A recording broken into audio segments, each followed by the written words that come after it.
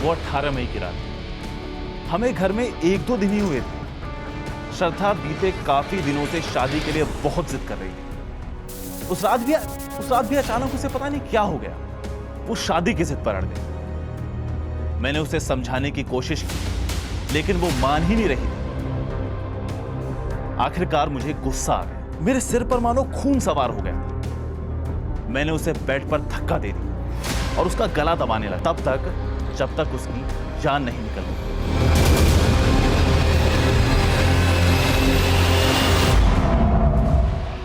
गला दबाया और उसकी जान चली गई। ये वारदात इस बंद दरवाजे के भीतर कैद रही, लेकिन जैसे ये बंद दरवाजा करीब 6 महीने बाद खुला, ये दीवारें, ये सामान, ये आलना और अस्त व्यस्त बिस्तर ने जुर्म की एक ऐसी कहानी बेपर्दा कर दी जिससे देश सन्न रह गया। अगर आज रात को मैं इसके साथ घर पे रही तो ये मुझे मार डालेगा। आज की तारीख में महरौली के छतरपुर का ये मकान बेइंतहा दरिंदगी का पता है और इसी मकान में कैद गवाही रोंगटे खड़े करने वाली हकीकत है।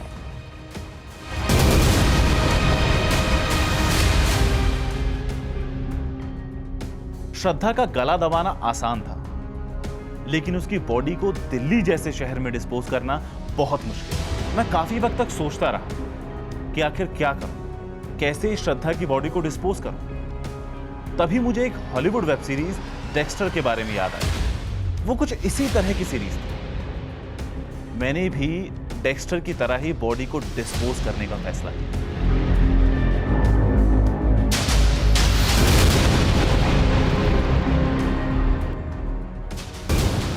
क्या आफताब के लिए यह सब करना मुमकिन था? क्या माशूका श्रद्धा से 3 साल की मोहब्बत का यही अंजाम होना था?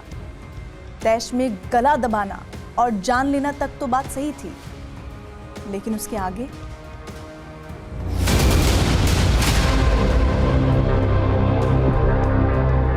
मैंने वो पूरी रात श्रद्धा की डेड बॉडी के साथ गुजारी। मैं पूरी रात सिर्फ उसे देखता रहा। अगले दिन सुबह होते ही मैं पास ही के एक लोकल मार्केट में गया। यहाँ एक इलेक्ट्रॉनिक शॉप से मैंने एक बड़ा फ्रिज खरीदा। एक स्टोर से आरी भी दी। गर्मी का मौसम था, ऐसे में बॉडी से बास आने का मुझे बहुत डर लग रहा था। ऐसे में मैंने क्या किया कि मैंने एक अगरबत्ती के बहुत सारे पैकेट खरीद लिए, रूम फ्रेशनर खरीद लिए और ये सब कुछ लेकर मैं वापस फ्लैट पर पहुंचा।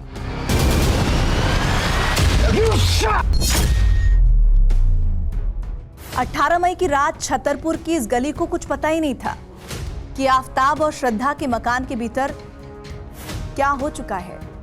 मकान के भीतर एक ऐसी वारदात अंजाम दी जाने वाली थी जो कुछ महीनों बाद देश को झकझोरने वाला था। ये वारदात ही ऐसी थी जो कल्पनाओं से परे और दरिंदगी की इंतहा थी।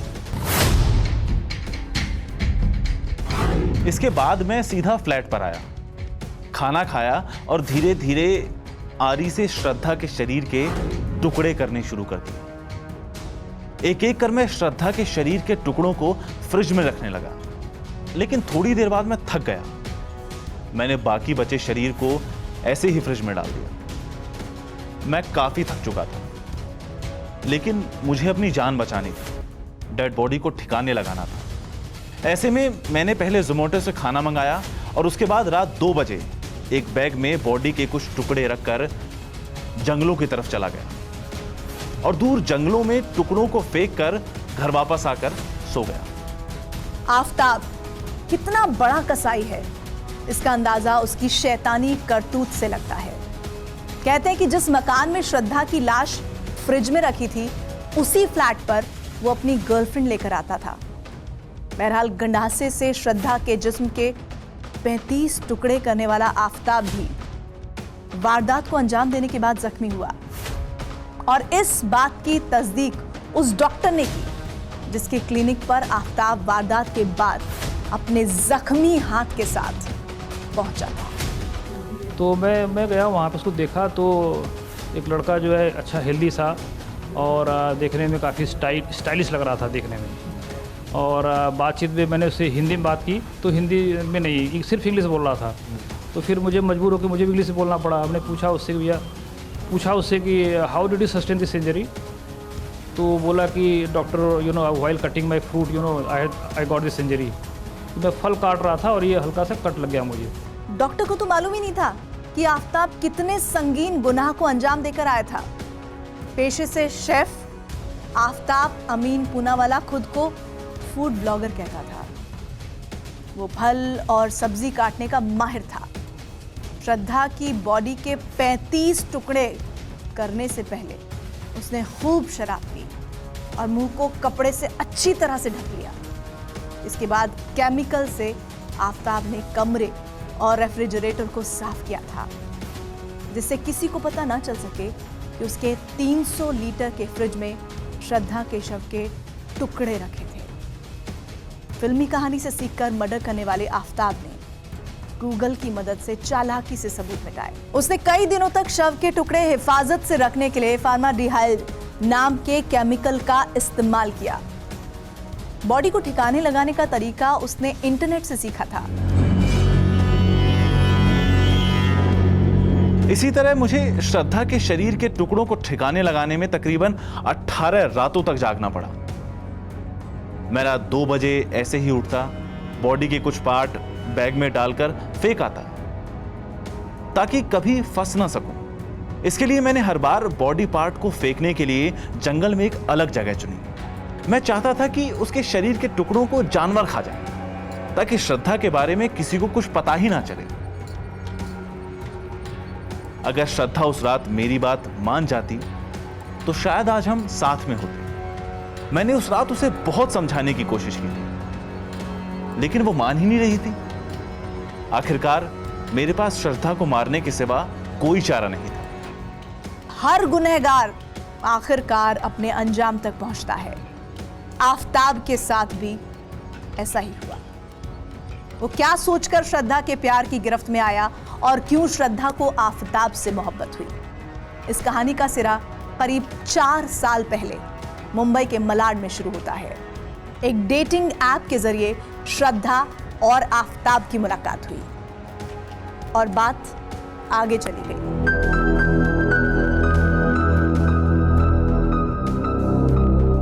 मैं एक कॉल सेंटर में काम करता था। ये कॉल सेंटर मुंबई के मलाड में था। ऑफिस, घर और दोस्ती और उनके साथ मस्ती, यही जिंदगी थी मेरी। फिर अचानक मेरी जिंदगी में श्रद्धा आई। ये साल 2018 की बात है। श्रद्धा को मैंने ऑफिस में देखा और देखते ही उससे प्यार हो गया। वो बहुत खूबसूरत थी। क्योंकि हम लोग ऑफिस कलीग थे, इसीलिए मुझे उससे दोस्ती करने में ज्यादा वक्त नहीं लगा।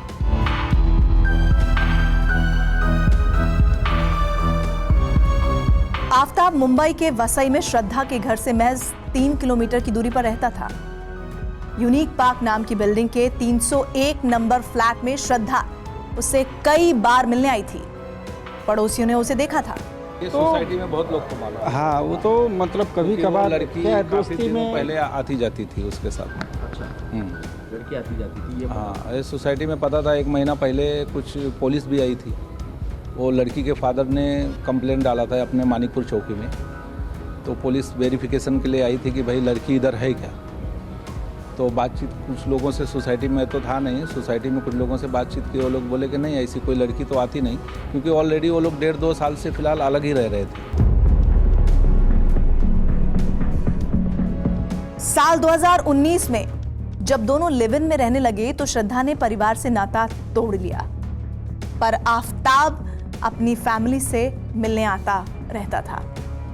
15 दिन पहले ही आफताब की फैमिली यहां से शिफ्ट हुई है, तब भी आफताब आया था। मुंबई में आफताब के पड़ोसी कहते हैं कि उन्हें नहीं लगा कि वो लड़का ऐसी वारदात को अंजाम दे सकता है। वो शांत स्वभाव का दिखता है। सोशल मीडिया पर खुद को फेमिनिस्ट, पर्यावरणविद, LGBTQ+ सपोर्टर और लिबरल दिखाता था। ऐसी भारी भरकम प्रोफाइल के साथ श्रद्धा के साथ आफताब की नजदीकियां बढ़ती गई और आखिरकार दोनों ने लिव इन में रहने का फैसला किया।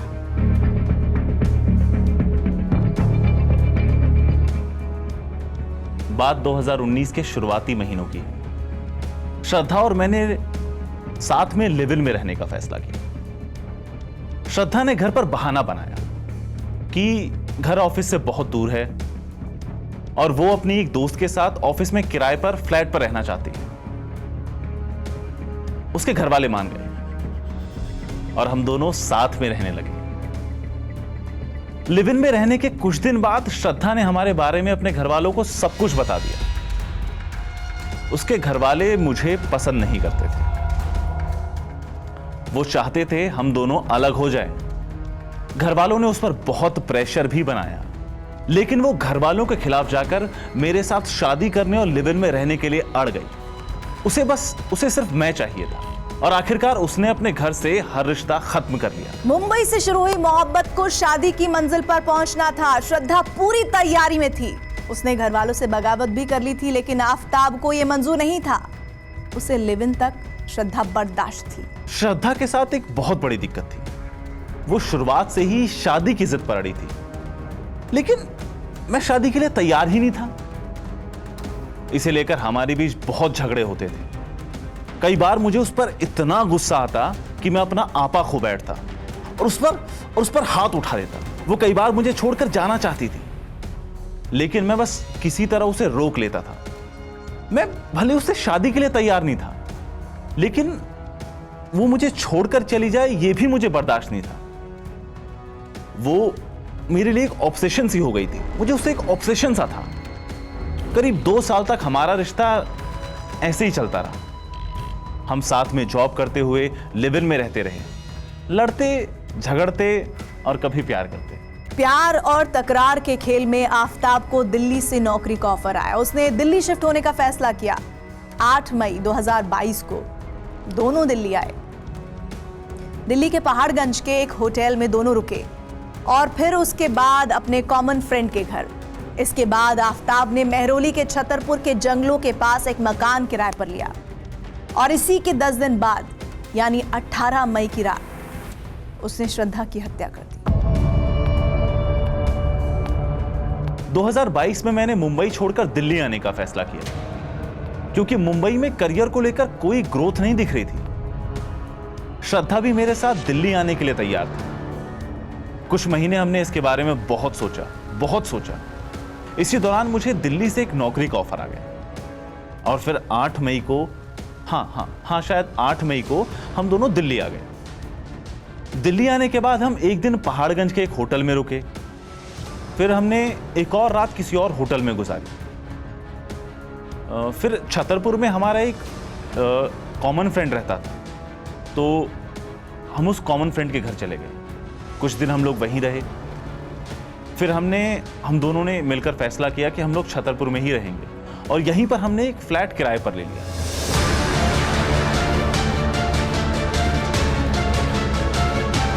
अब दिल्ली पुलिस मेहरौली के पास जंगलों में श्रद्धा की लाश के टुकड़ों को तलाश रही है। लाश के टुकड़ों के डीएनए जांच होगी। इस बीच आफताब ने पुलिस को दिए एक बालिया बयान में कहा है, यस आई किल्ड श्रद्धा।